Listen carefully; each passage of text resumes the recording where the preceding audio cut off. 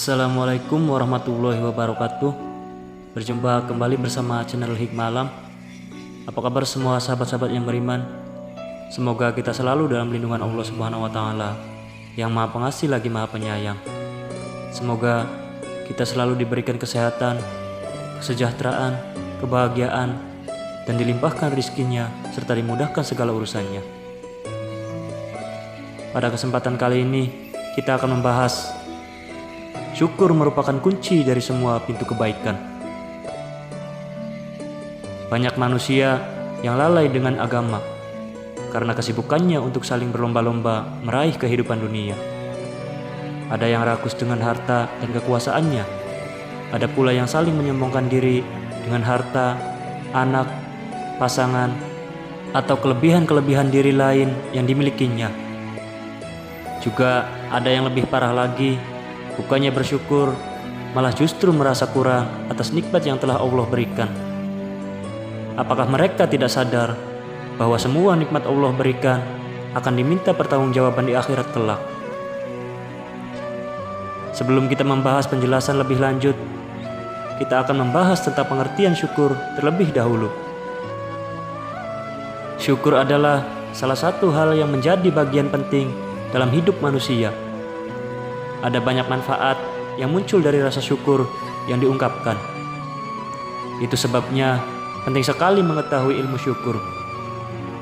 Syukur secara istilah adalah pengakuan atas nikmat yang sudah diberikan oleh Allah Subhanahu wa taala. Tentu saja, pengakuan di sini bukan sekedar pengakuan saja, tetapi juga diiringi oleh sikap taat kepada Allah Subhanahu wa taala. Selain definisi yang disebutkan, sebenarnya masih ada banyak definisi syukur yang diungkapkan. Tetapi tidak semua definisi tersebut bisa mencakup makna syukur secara keseluruhan. Ada definisi yang menyebut syukur adalah mengetahui nikmat Allah dengan kerendahan hati dan rasa khusyuk. Definisi ini berdasar pada syukur lisan disertai dengan pekerjaan hati, tetapi tidak mencakup secara sikap. Ada pula yang mendefinisikan syukur dengan memuji seraya menyebutkan kebaikannya. Definisi syukur ini tidak salah, tetapi hanya fokus pada syukur dalam ucapan saja. Padahal justru yang berat bukan syukur di lidah atau ucapan, melainkan syukur yang hingga diwujudkan dalam perilaku sehari-hari. Perlu ditegaskan bahwa syukur tidak cukup dengan lisan, melainkan juga harus dengan tingkah laku dan hati. Rasa syukur juga dapat dinyatakan dengan mengetahui bahwa tiada pemberi nikmat selain Allah.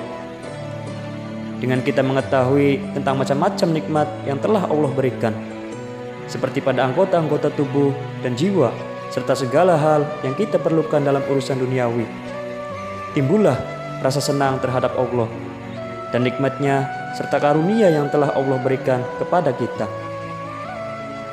Adapun dengan hati, rasa syukur itu dinyatakan dengan menghadirkannya pada saat kita tidak melupakannya. Kemudian dapat kita nyatakan dengan banyak-banyak mengucap hamdalah. Selain itu, rasa syukur dapat diwujudkan dengan cara menjadi pribadi yang bertakwa, menjalankan segala perintah Allah dan menjauhi larangannya. Misalnya dengan taat menjaga sholat 5 waktu, melaksanakan zakat fitrah, membaca Al-Quran, menjalani puasa Ramadan, dan menjauhi hal-hal yang berbau maksiat dan tercela. Lantas, apa saja manfaat dari syukur yang harus kita ketahui? Ada beberapa manfaat yang dapat kita peroleh saat kita bersyukur.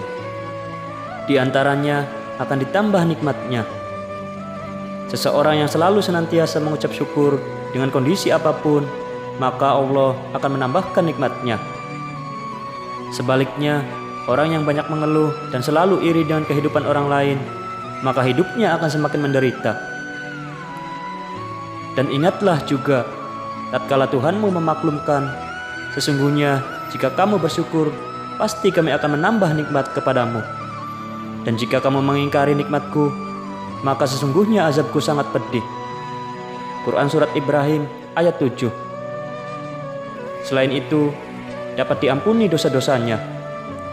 Dari Jabir radhiyallahu anhu bahwa Rasulullah SAW bersabda, Allah Subhanahu wa taala tidak memberi suatu nikmat kepada seorang hamba kemudian ia mengucapkan alhamdulillah, kecuali Allah Subhanahu wa taala menilai ia telah mensyukuri nikmat itu. Apabila dia mengucapkan alhamdulillah yang kedua, maka Allah Subhanahu wa taala akan memberinya pahala yang baru lagi. Apabila dia mengucapkan alhamdulillah untuk yang ketiga kalinya, maka Allah Subhanahu wa taala mengampuni dosa-dosanya. Hadis riwayat Hakim dan Baihaqi. Bersyukur adalah hal utama di sisi Allah taala. Dari Abu Umamah radhiyallahu anhu, Rasulullah shallallahu alaihi wasallam bersabda, Allah Subhanahu wa taala tidak memberikan nikmat kepada seorang hamba kemudian ia memuji Allah Subhanahu wa taala atas nikmatnya, kecuali pujiannya itu lebih utama dari nikmat itu, meskipun kenikmatan itu besar. Hadis riwayat Tabrani. Dengan bersyukur kita akan disayang Allah Subhanahu wa taala. Jika engkau tidak mampu membalasnya, maka doakan dia hingga engkau merasa bahwa engkau telah mensyukuri kebaikan tersebut. Karena sesungguhnya Allah Subhanahu wa taala sangat cinta kepada orang-orang yang bersyukur. Hadis riwayat Abu Daud. Selain itu juga bersyukur dapat melipatkan pahala. Dari Abu Abdillah, beliau berkata bahwa Rasulullah Shallallahu alaihi wasallam bersabda, orang yang menyantap makanan dengan rasa syukur, maka dia diberi pahala seperti orang yang berpuasa menjaga dirinya. Orang yang sehat, yang mensyukuri kesehatannya, maka dia diberi pahala. Orang yang menanggung penderitaan jasmaninya dengan sabar, dan orang yang memberikan dengan rasa syukur, maka dia mendapat pahala yang sama dengan orang yang menanggung kerugian dari menjaga diri. Hadis riwayat Abu Hurairah dan Al-Khudai. Alangkah beruntungnya orang yang bersyukur, karena dengan bersyukur kita akan dihindarkan dari cobaan.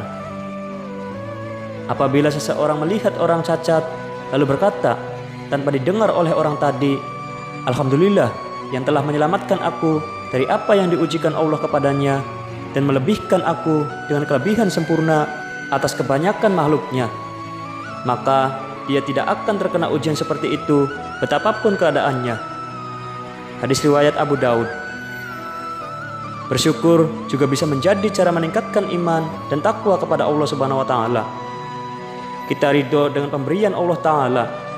Dalam urusan dunia, kita memandang orang-orang yang berada di bawah kita sehingga bisa meningkatkan rasa syukur kita. Dua hal apabila dimiliki oleh seseorang, dia dicatat oleh Allah sebagai orang yang bersyukur dan sabar. Dalam urusan agama, ilmu dan ibadah, dia melihat kepada yang lebih tinggi lalu meniru dan mencontohnya. Dalam urusan dunia, dia melihat kepada yang lebih bawah, lalu bersyukur kepada Allah bahwa dia masih diberi kelebihan. Hadis riwayat Tirmizi. Seseorang yang kufur nikmat, selalu merasa hidupnya kurang dan iri dengan milik orang lain, maka hatinya tidak akan tenang. Hatinya dipenuhi penyakit, bahkan ia menjadi semakin jauh dari Allah Ta'ala. Berbeda dari orang yang senantiasa bersyukur, susah ataupun senang, ia tetap tersenyum dan ridho. Ia tidak memperdulikan omongan orang lain. Ini akan membuat hati lebih damai dan tenang. Jika engkau tidak mampu membalasnya, maka doakan dia hingga engkau merasa bahwa engkau telah mensyukuri kebaikan tersebut. Karena sesungguhnya Allah Subhanahu wa taala sangat cinta kepada orang-orang yang bersyukur. Hadis riwayat Abu Daud. Bersyukur juga bisa menjadi cara meningkatkan iman dan takwa kepada Allah Subhanahu wa taala. Kita ridho dengan pemberian Allah Subhanahu wa taala. Dalam urusan dunia, kita memandang orang-orang yang berada di bawah kita sehingga kita meningkatkan rasa syukur kita kepada Allah Subhanahu wa taala. Seseorang yang senang bersyukur, biasanya pikirannya juga lebih optimis. Walau mungkin ia mengalami kegagalan atau bangkrut, ia tetap semangat dan percaya pada Allah Subhanahu wa taala. Ia menjalani hidupnya yang berkecukupan tanpa mengeluh, sehingga itu semua pun menjadi berkah baginya. Oleh karena itu, kita sebagai makhluk ciptaan Allah Subhanahu wa taala harus pandai-pandai bersyukur atas nikmat yang telah diberikan oleh Allah Subhanahu wa taala kepada kita semua.